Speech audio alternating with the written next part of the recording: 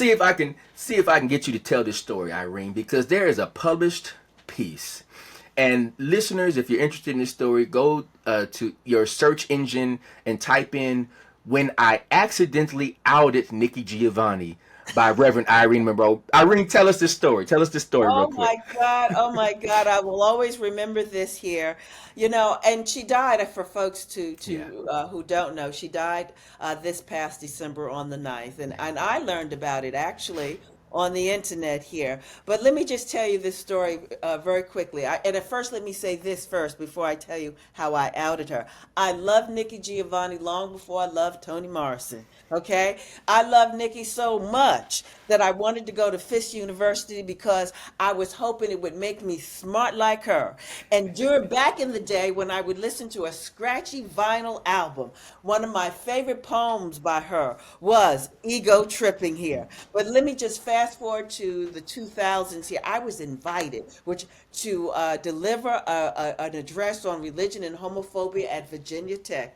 I was ecstatic beyond belief here because Nikki Giovanni taught there. And when I met her, I'm going to be quite honest with you, Emmett, I thought I was going to faint. I meant to shake her hand, but instead I curtsied.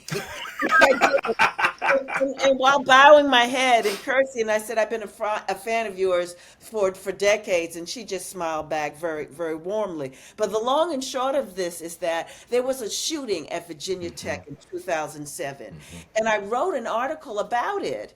And I was saying that we write these articles as if LGBTQ people don't exist. And I said, we need to start lauding our LGBT heroes and sheroes. Case in point, Nikki Giovanni. Woo, child,